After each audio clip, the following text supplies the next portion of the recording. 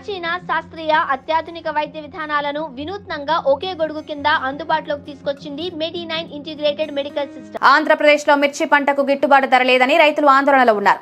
ఈ క్రమంలో ముఖ్యమంత్రి చంద్రబాబు స్పందించారు. మిర్చి రైతులను ఆదుకోవాలని కేంద్రానికి లేఖ రాశారు.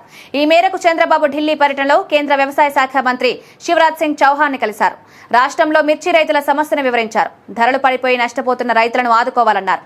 అయితే చంద్రబాబు కలిసిన తర్వాత చంద్రబాబు వినతులు ప్రతిపాదనలపై కేంద్ర వ్యవసాయ శాఖ మంత్రి వెంటనే స్పందించారు. న్యూఢిల్లీలోని కృషి భవన్ లో కేంద్ర వ్యవసాయ శాఖ మంత్రి ఆ శాఖ ఉన్నతాధికారులతో సమావేశం కానున్నారు. మార్కెట్ ఇంటర్వెన్షన్ ధర ఖరారు, ఏపీ నుంచి ఎండుమిర్చి ఎగుమతుల అంశంపై చర్చించనున్నారు. కేంద్ర వ్యవసాయ శాఖ మంత్రిని కలిసిన తర్వాత ముఖ్యమంత్రి చంద్రబాబు కీలక వ్యాఖ్యలు చేశారు.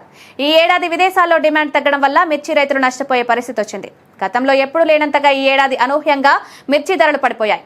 మిర్చి ఎగుమతులు ఎందుకు తగ్గాయో ఆలోచించాల్సిన అవసరం ఉంది. మిర్చి రైతులను ఆదుకోవాలి, వారికి మేలు చేయాల్సిన అవసరం ఉంది. రైతులను ఏ విధంగా ఆదుకోవాలో కేంద్ర మంత్రికి దృష్టికి తెచ్చాం. మార్కెట్ ఇంటర్వెన్షన్ స్కీమ్ కింద 25% మాత్రమే ఇస్తారు. అది కూడా ఐసీఏఆర్ గైడ్ లైన్స్ ప్రకారం ఏపీలోని కాస్ట్ ఆఫ్ కల్టివేషన్ తీసుకోకుండా ధర నిర్ణయించే పరిస్థితికి వచ్చారు. సాగు ఖర్చులను రియలిస్టిక్ గా లెక్కలు వేసి ధరలు నిర్ణయించాలి. అవన్నీ సరిచేయాలని కేంద్ర మంత్రిని కోరాం. శుక్రవారం సమావేశమై చర్చించిన తర్వాత దీనిపై స్పష్టతనిస్తామన్నారు.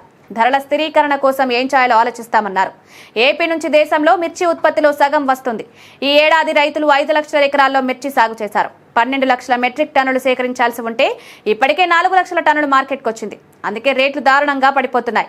దీనికి తోడు ఇతర దేశాల్లో డిమాండ్ తగ్గడంతో రైతులు నష్టపోయే పరిస్థితి వచ్చింది. శనివారం వ్యాపారులు మార్కెట్ కమిటీ ప్రతినిధులతో మాట్లాడి ధరల పతనానికి కారణాలు తెలుసుకుంటామని చంద్రబాబు తెలిపారు. మొత్తానికి ముఖ్యమంత్రి మిర్చి రైతుల అంశంపై కేంద్ర వ్యవసాయ శాఖ మంత్రితో కలిసి వివరించడంతో సమావేశం ఏర్పాటు చేశారు. మరి కేంద్రం ఎలాంటి నిర్ణయం తీసుకుంటుందో చూడాలి.